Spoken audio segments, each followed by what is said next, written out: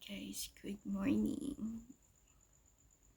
Sorry kung hindi ako nakakapag-vlog kasi nandito na ako sa bago kong amo. So bawal gumamit ng cellphone. Pwede lang gamitin siya kapag kapag gabi na, pag hindi ka na mag-work. So ito yung kwarto ko, guys.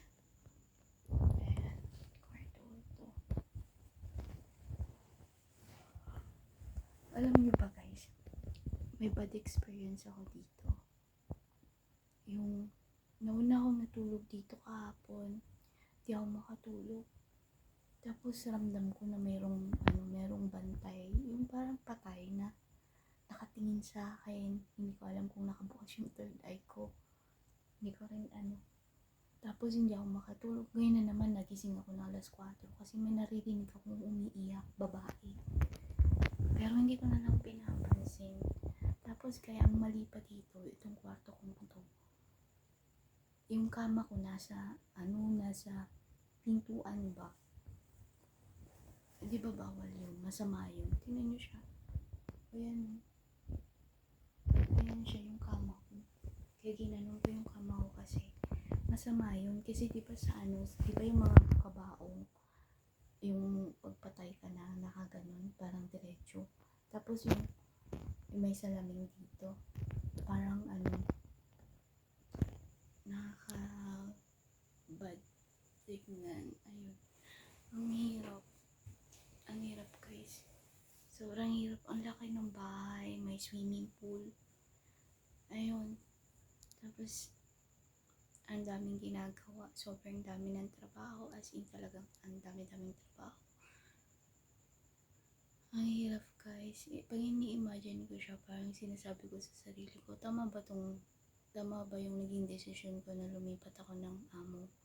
Kasi, yun nga, yung mga ganun. So, anyway, guys. Ayun lang. Pero, at saka, guys, alam nyo ba? Araw-araw kaming lumalabas. Tapos pupunta kami sa playdate ng mga bata. Ganun. Ayun. Alam niyo ba? Kahit pagod na pagod ako sa trabaho, hindi talaga ako makatulog. Kasi iba yung pakiramdam ko dito sa bahay na to. Diba?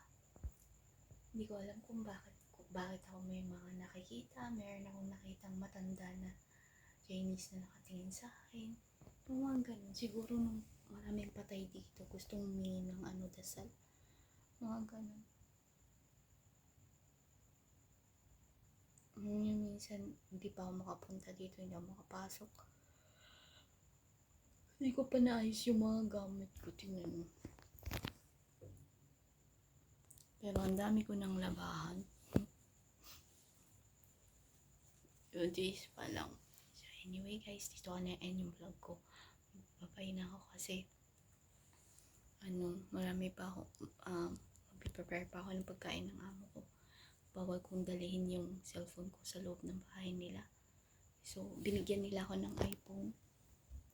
Ayan. Itong iPhone na to, ito yung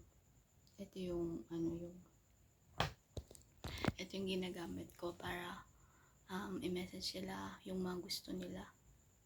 Yan, binigyan nila ako ng iPhone.